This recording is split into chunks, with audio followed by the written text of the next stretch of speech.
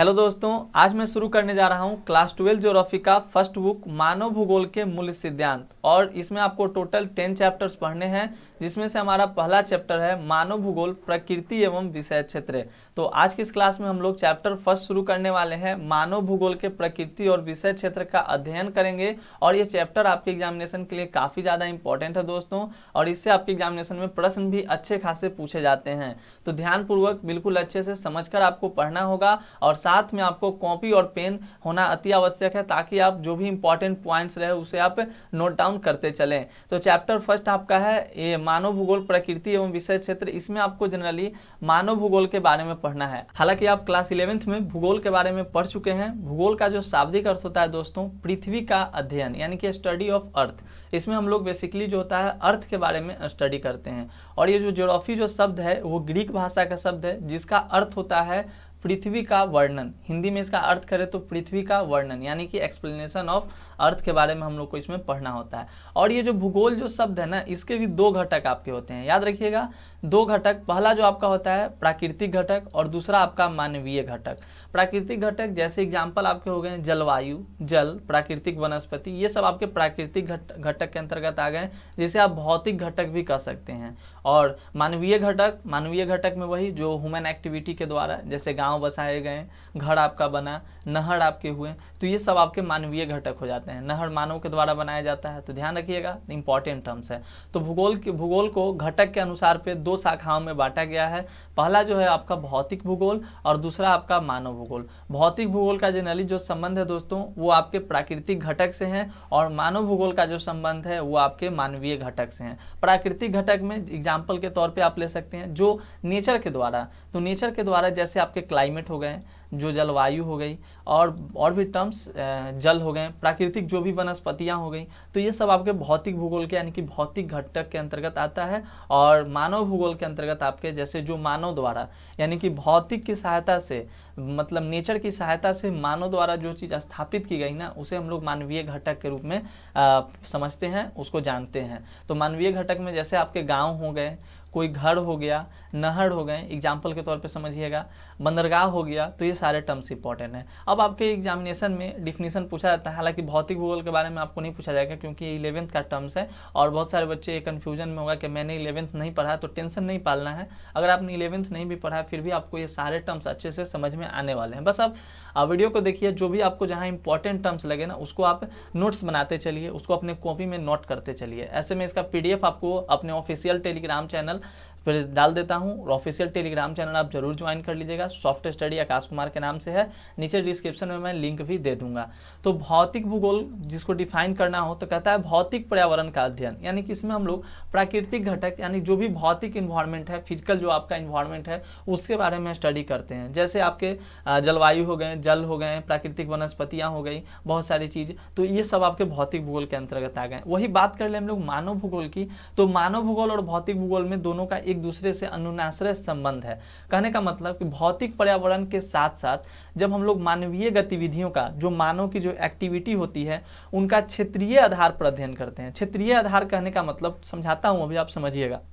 पहले इतना समझिए कि भौतिक पर्यावरण के साथ साथ मानवीय गतिविधियों का, जैसे मान लीजिए आप जल है, तो जल किसके अंतर्गत आएगा भाई? जल आपका भौतिक भूगोल के अंतर्गत, यानी ये आपका क्या है? प्राकृतिक घटक है। लेकिन नहर, मैंने अभी आपको क्या बताया, नहर आपका मानवीय घटक है। तो अगर हम लोग जल को छोड़कर नहर के बारे में, जल के बारे में अगर पढ़ना होगा आपको, तो वो भौतिक भूगोल के अंतर्गत आएगा। लेकिन यही आपको अगर नहर के बारे में पढ़ना हो ना, कैसे प्रकार के घर बसते हैं, नहर कैसी है, वहाँ की बस्तियां कैसे हैं, तो ये सब आपके मानव भूगोल के अंतर्गत आ जाते हैं। यानी कि भौतिक पर्यावरण के साथ साथ मित्रों मानवीय गतिविधियों का हम लोग क्षेत्रीय आधार पर अध्ययन कर लें। एक और एग्जांपल, जैसे वनस्पति आप कह रहे हो, ठीक है, तो वनस्पति आपका किसके अंतर्गत आ जाएगा? ये आपके भौतिक भूगोल के अंतर्गत आ जाएगा। लेकिन जैसे ही हम लोग गेहूं के बारे में अध्ययन करना चाहेंगे, गेहूं के बारे में खास एक, तो इसका हम लोग क्षेत्रीय आधार पर अध्ययन मानव भूगोल के अंतर्गत करेंगे। तो टर्म्स ध्यान में रखिएगा कि मानव भूगोल और भौतिक भूगोल में क्या डिफरेंसेस हैं, और मानव भूगोल से आप क्या समझते हैं। हालांकि ऐसे मानव भूगोल का आपको NCERT में भी डिफिनीशन देखने के लिए मिलेगा।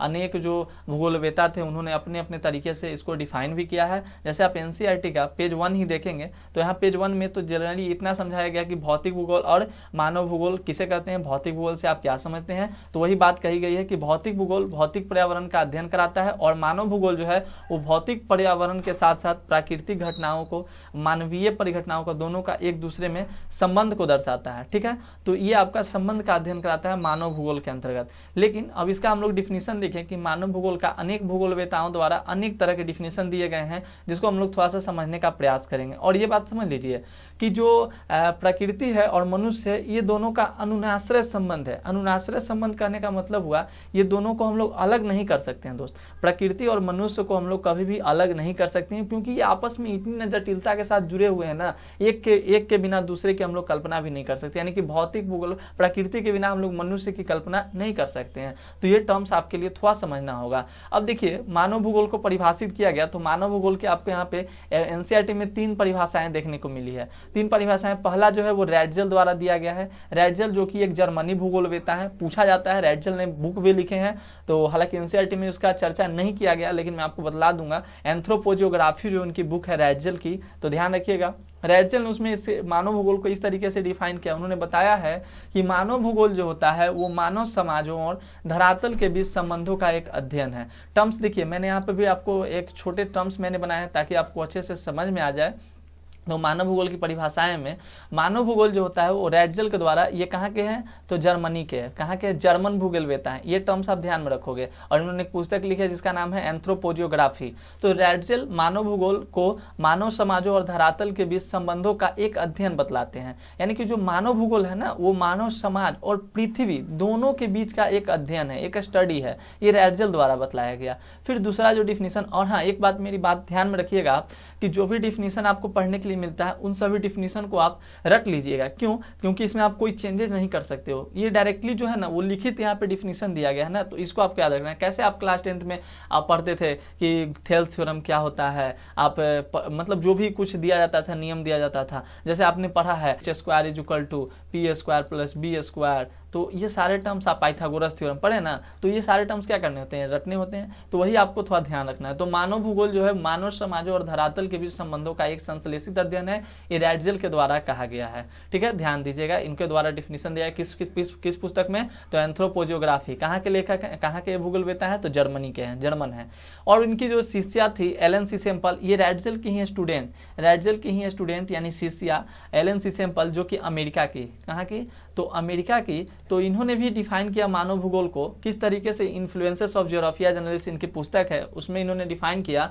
उन्होंने बताया कि मानव भूगोल जो होता है वो अस्थिर पृथ्वी तो भाई स्थिर है नहीं, अस्थिर है, तो अस्थिर पृथ्वी और क्रियाशील मानव के बीच परिवर्तनशील संबंधों का अध्ययन है। यानी कि इसके बीच में क्या होते हैं, चेंजेज होते रहते हैं, जो पृथ्वी है और मानव। तो यहाँ पर थोड़ा सा इसको डिफिनीशन को क्या किया गया, एक्सप्लेन, इलोबरेट किया गया। इलोबरेट किस तरीके से किया गया वो समझिएगा। केवल इतना किया गया है, कहा गया कि अस्थिर पृथ्वी और क्रियाशील, अब मानव तो भाई है तो एक्टिविटी तो कुछ ना कुछ हम लोग करते ही रहते हैं, तो क्रियाशील मानव के बीच परिवर्तनशील यानी कि जो चेंजेज होती है उन्हीं के संबंधों का एक अध्ययन है, यानी स्टडी है। तो ये टर्म्स आपको याद रखना है। आपके एग्जामिनेशन में ऐसे प्रश्न पूछे जाते हैं कि रैडजल के द्वारा मानव भूगोल को परिभाषित कीजिए। एलन सी सेम्पल ने मानव भूगोल को किस प्रकार से परिभाषित किया है, या एलन सी सेम्पल ने मानव भूगोल को परिभाषित करते समय किस बात पे ज्यादातर अपना फोकस ध्यान केंद्रित किया है, तो परिवर्तनशील। आप ध्यान रखिएगा, इसमें परिवर्तनशील की बात की जा रही है, इसमें संश्लेषित पे जोर दिया गया है। तो ये सारे टर्म्स याद रखिएगा। फिर एक और आपके भूगोलवेता पॉल विडाल डी लाब्लास, इन्होंने भी मानव भूगोल को अपने तरीके से परिभाषित किया और इन्होंने बताया कि हमारी पृथ्वी को नियंत्रित करने वाले जो भी भौतिक नियम होते हैं तथा इस पर रहने वाले जीवों के बीच जो संबंध होता है और उनके संबंध से जो ज्ञान उत्पन्न होती है, कोई संकल्पना उत्पन्न होती है, उसी को हम लोग मानव भूगोल कहते हैं। और मानव भूगोल के अंतर्गत हम लोग उसी को पढ़ते हैं, स्टडी करते हैं। टर्म्स आपको समझ में आया। पॉल विडाल डी लाब्लास ने क्या कहा, पॉल विडाल डी लाब्लास द्वारा कहा गया कि हमारी पृथ्वी को नियंत्रित करने के लिए जो भी भौतिक नियम यानी कि जो भी नेचर ने, जो भी प्रकृति ने नियम बनाए हैं और इस पर रहने वाले जो जीव हैं उनके बीच, जीव मतलब हम ही लोग आ गए ना, जीव के अंतर्गत जो भी लिविंग बींग्स हैं, तो रहने वाले जीवों के मध्य जो भी संबंध है और उनके संबंध से कोई संश्लेषित ज्ञान निकलता है, कोई उनसे उत्पन्न कोई संकल्पना उत्पन्न होती है, कोई नियम निकलता है, उसी को हम लोग मानव भूगोल कहते हैं। ये पॉल विडाल डी लाब्लास द्वारा कहा गया। तो इन 3 डिफिनीशन को दोस्तों आप लोग को क्या करना है, तीनों जो डिफिनीशन है, तीनों जो परिभाषाएं हैं, इन परिभाषाओं को आप लोग को याद कर लेना है और ध्यान देना है कि आपको ये मतलब ये सारे टर्म्स आपके याद रहें, क्योंकि एग्जामिनेशन में डायरेक्टली यही सब पूछाता है। डायरेक्टली पूछ देगा एग्जामिनेशन में कि पॉल विडाल डी ला ब्लास द्वारा मानव भूगोल को परिभाषित कीजिए, या एलन सी सैंपल ने मानव भूगोल को किस तरीके से परिभाषित किया गया। हालांकि यहाँ पर देखिए बात की गई है कि यहाँ पर गत्यात्मक मुख्यता शब्द है। गत्यात्मक यानी कि परिवर्तनशील संबंध, क्रियाशील मानव भी है और परिवर्तनशील संबंध भी है, यानी कि दोनों में गति है, तो गत्यात्मकता मुख्यता दिया गया है। देखिए यहाँ पर कहा गया कि संश्लेषण पे जोर दिया गया, वही जो मैंने आपको बातें बतलाई। तो ऐसा मत समझिए कि मैं बुक को नहीं लाइन बाय लाइन रीड कर रहा हूं तो आपका कोई टर्म छूट रहा है, कोई टर्म्स नहीं छूट रहा है, बस आप ध्यान से पढ़ जाइए। अब देखिए कहता है कि मानव भूगोल की प्रकृति क्या होती है, यानी नेचर ऑफ ह्यूमन ज्योग्राफी, यानी कि नेचर ऑफ ह्यूमन ज्योग्राफी क्या है दोस्तों। तो ये यहाँ पे दो टर्म्स आपको समझना होगा। अगर आपने दो टर्म्स को अच्छे से समझ लिया ना तो आप अच्छे तरीके से समझ सकते हैं। जैसे अभी आपको भौतिक भूगोल के बारे में पता चल गया है। भौतिक के अंतर्गत क्या क्या आते हैं, जैसे आपकी जो भी भू आकृति हो गई, मृदाएं हो गए, जलवायु, जल, वन, प्राकृतिक वनस्पति, ये सब आपके भौतिक के अंतर्गत आ गए। लेकिन यही हम लोग बात कर लें अगर मानव की, तो मानव में आपके गृह मतलब घर, गांव, नगर, सड़क, रेल का जाल, ये सब आपके खेत, पतन, दैनिक उपयोग में आने वाली जितनी वस्तुएं होती हैं, जो भी भौतिक संस्कृति, ये सब आपके क्या हो गए, मानव भूगोल के अंतर्गत आ गए। लेकिन ये सब बनते कैसे हैं, ये सब बनते हैं भौतिक भूगोल की सहायता से ही, यानी दोनों का एक क्या है, दोनों के बीच में एक रिलेशन है, एक संबंध है, वो मैंने आपको समझाया। तो अब टर्म्स आता है यहाँ पे, बहुत ही इंपॉर्टेंट टर्म्स है कि मानव का प्राकृतिकरण और प्रकृति का मानवीयकरण। ये टर्म्स आपको यहाँ पे समझना होगा, हालांकि मैंने इस पे नोट्स भी बनाए हैं जो आपको यहाँ पे देखना होगा। देखिए प्रकृति का मानवीयकरण और मानव का प्रकृतिकरण। तो मानव के प्रकृतिकरण को पहले हम लोग समझते हैं कि मानव का प्रकृतिकरण कैसे हुआ, यानी कि नेचुरलाइजेशन ऑफ ह्यूमन का नेचुरलाइजेशन। तो ध्यान दीजिएगा, मानव क्या हो रहा है, मानव का प्रकृतिकरण हो रहा है, यानी कि मानव प्रकृति के अनुसार रह रहा है, प्रकृति जो कर रही है उसके अनुसार मानव रह रहा है। इसमें क्या हुआ कि प्रकृति जो हुई वो मानव का स्वामी हुआ, यानी कह सकते हैं कि मानव जो है वो प्रकृति का दास है। तो मानव का जो प्रकृतिकरण हुआ, इसके अंतर्गत आप इतना समझिए कि मानव जो है वो प्रकृति का दास है। मानव क्या है, तो प्रकृति का दास है। कैसे दास है भाई, तो वो समझिएगा, मानव का प्रकृति के अनुसार अपने आप को ढाल लेना, यानी कि जिस तरह से नेचर कहेगी अकॉर्डिंग टू नेचर अपने आप को चेंज कर लेना। जैसे क्या था, पहले के जमाने में टेक्नोलॉजी का इतना सुविधा नहीं था, और आपको पता है दोस्त कि किसी भी समाज की, अगर कोई समाज है उसे विकसित होना है तो जो प्रौद्योगिकी होती है, टेक्नोलॉजी होती है, उसका अहम रोल होता है। टेक्नोलॉजी का अहम रोल होता है किसी भी समाज की उसका जो ग्रोथ होता है, ग्रोथ को करने में टेक्नोलॉजी का उसका बहुत ज़्यादा एक महत्वपूर्ण भूमिका अदा करता है। तो पहले के ज़माने में, पुराने ज़माने में टेक्नोलॉजी का स्तर क्या था, बहुत कम था, प्रौद्योगिकी का जो स्तर था वो बहुत नीचा था।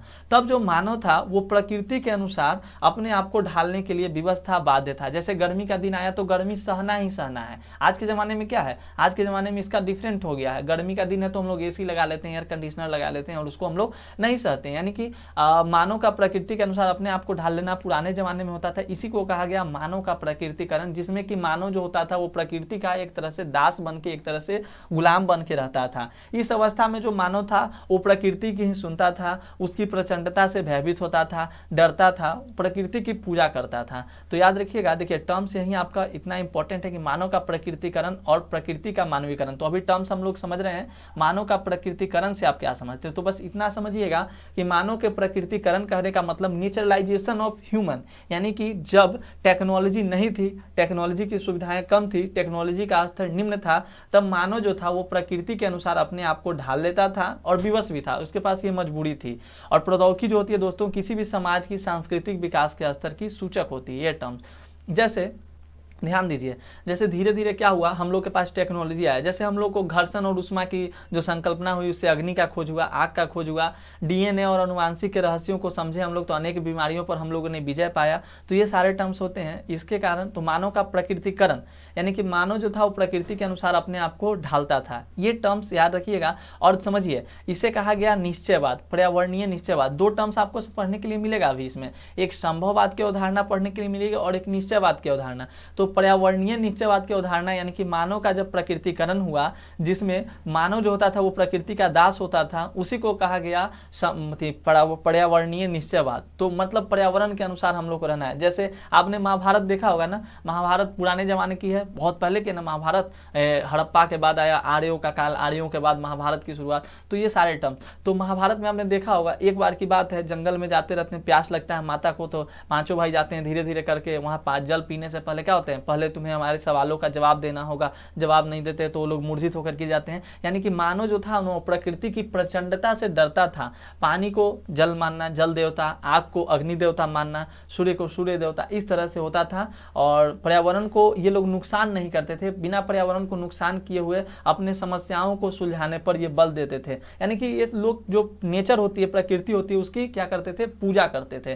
तो वही कहा गया मानव का प्रकृतिकरण, यानी मानव प्रकृति के अनुसार अपने आप को ढाल लेता है। लेकिन प्रकृति का जब मानवीयकरण हुआ तो ये साफा उसका डिफरेंट हो गया, क्लियरली इसका डिफरेंट है। ये प्रकृति का मानवीयकरण कहने का मतलब हो गया कि जब मानव के पास टेक्नोलॉजी आया, मानव ने जब विकास किया, प्रौद्योगिकी का विकास कर लिया, तो वो प्रकृति को अपने अनुसार ढालने लगा। जैसे आज के ज़माने में हम लोग देखें, आज बरसात भी होती है, आज जाड़े भी होते हैं, हमारे यहाँ गर्मी भी आती है, सर्दी भी आती है। लेकिन पहले के ज़माने में सर्दी आती थी, फिर भी लोग क्या करते थे, उस वातावरण को झेलते थे। बरसात के दिनों में लोगों के पास घर नहीं था, बरसात भी उनको झेलना पड़ता था। लेकिन आज क्या है दोस्तों, आज ऐसा नहीं है। आज जो प्रकृति, जो मानव है, वो मानव ने इतना ना टेक्नोलॉजी का विकास कर लिया है, यानी कि इतना ना उनके पास संभावनाएं आ गई है। तो ये संभावनाओं से वो क्या करते हैं, अपने आप को प्रकृति से बचाते हैं और प्रकृति को अपने अनुसार ढाल लेते हैं। मतलब कि मानव का तकनीकी अपनाकर प्रकृति को अपने अनुसार ढाल लेना। इसमें क्या हुआ, देखिए, मानव का प्रकृतिकरण में मानव प्रकृति का दास होता था, लेकिन प्रकृति का जब मानवीकरण हुआ तो मानव जो हो गया वो प्रकृति का स्वामी बन गया। ये सारे टर्म्स याद रखने हैं।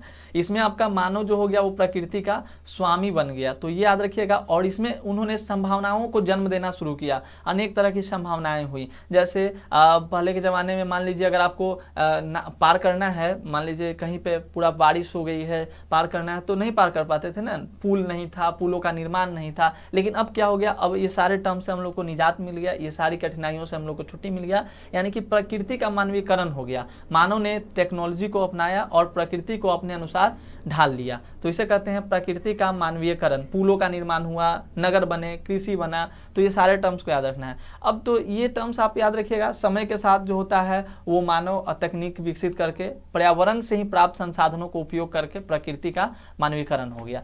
तो ये टर्म्स आप याद रखिएगा। चलिए एनसीईआरटी पे भी एक नजर डाल लेते हैं, एनसीईआरटी ने क्या बतलाया है। तो एनसीईआरटी देखिए यही टर्म्स बतलाता है कि पर्यावरणीय निश्चयवाद, जो कि हो गया आपका मानव का प्रकृतिकरण। लेकिन यही संभववाद हम लोग कहें, आपके एग्जामिनेशन में बार बार ये टर्म्स पूछा जाता है कि निश्चयवाद से आप क्या समझते हैं और संभववाद से क्या समझते हैं।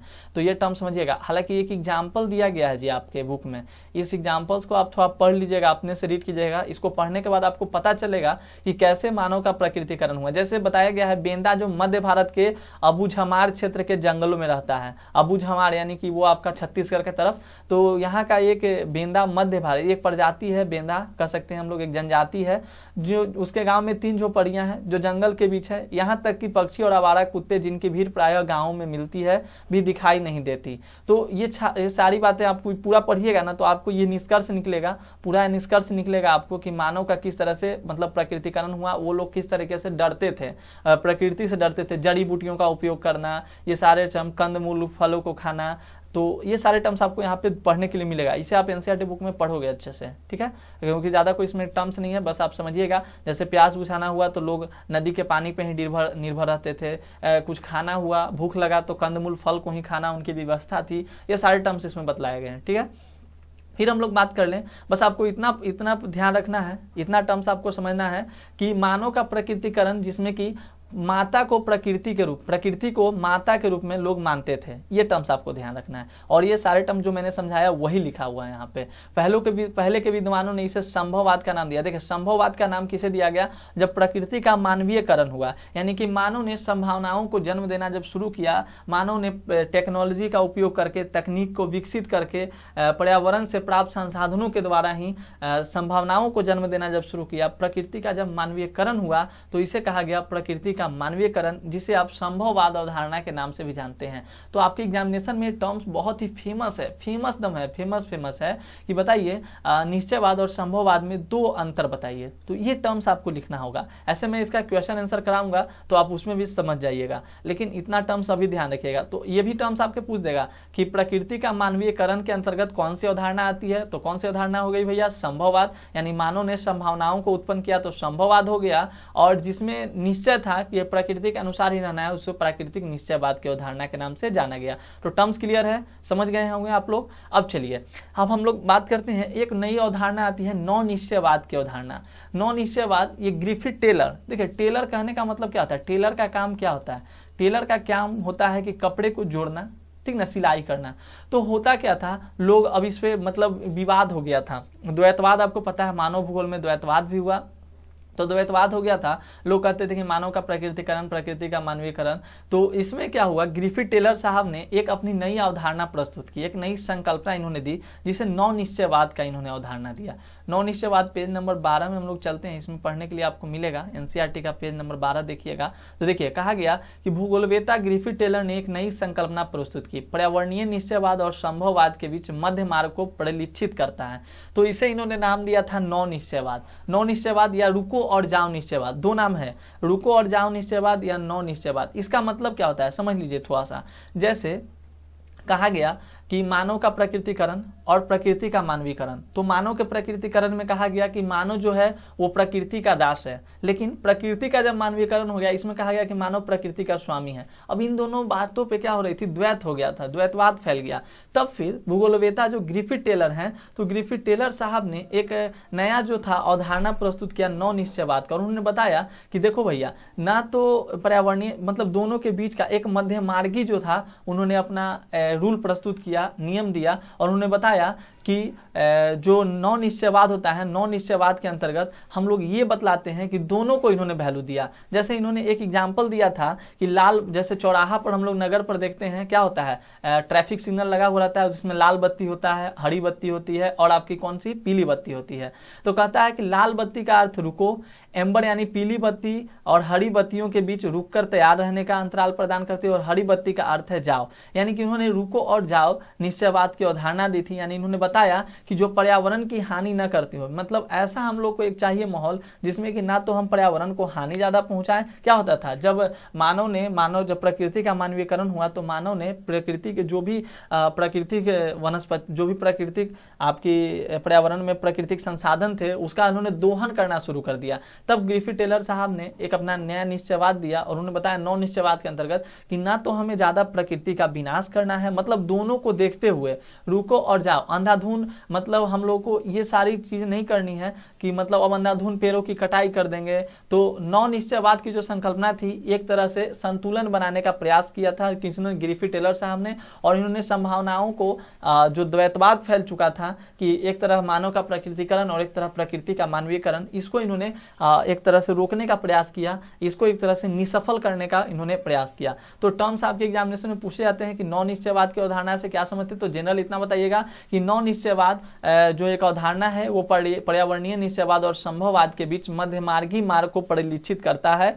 कि ना तो हमें ज्यादा प्रकृति का दोहन करना है, प्राकृतिक संसाधनों का दोहन करना है, बल्कि दोनों को ध्यान में रखते हुए हम लोग को क्या करना है, अपना विकास करना है, अपने समाज का विकास करना है। फिर अगला जो टर्म्स है मानव भूगोल के क्षेत्र और उपक्षेत्र। तो क्षेत्र और उपक्षेत्र के बारे में हम लोग अगले क्लास में ध्यान देंगे और अगले क्लास में पढ़ेंगे। जो अगली वीडियो आएगी उसमें हम लोग इन सारे टॉपिक्स को कवर कर लेंगे, और साथ ही साथ इस चैप्टर का जो भी आपका एक्सरसाइज है, एनसीईआरटी एक्सरसाइज को भी हम लोग कंप्लीट कर लेंगे। और जो भी आपके टर्म्स हैं, एमसीक्यू हो या हो आपके फुल डिटेल्स वाले एक्सप्लेनेशन वाले प्रश्नों, 5 मार्क्स वाला, लघु उत्तरीय, दीर्घ उत्तरीय, सारे टर्म्सों को हम लोग अच्छे से क्लियर करेंगे और मैं आपको पूरा समझा दूंगा। तो नेक्स्ट वीडियो में हमारा ये चैप्टर फुल्ली क्या हो जाएगा, फिनिश हो जाएगा। फिर एक वीडियो इसका मैं अपना एमसीक्यू वाला डाल दूंगा, और एक वीडियो आपके आ जाएंगे इसके मेरे द्वारा जो क्वेश्चन आंसर सेट किए जाएंगे उसका आ जाएगा। और इसी के साथ आपका ये मतलब 3 से 4 क्लास में आपका चैप्टर फर्स्ट फिनिश हो जाएगा। और हाँ, ये चैप्टर आपके लिए इतना इंपॉर्टेंट है ना, इससे बहुत ज्यादा प्रश्न आपके एग्जामिनेशन पूछाते हैं। सो आप लोग को इस पर थोड़ा ज्यादा फोकस करना होगा, इसको भूल कर भी भूलने का प्रयास मत कीजिए, क्योंकि कहा जाता है कौन सा टॉपिक, कौन सा टर्म्स आपके लिए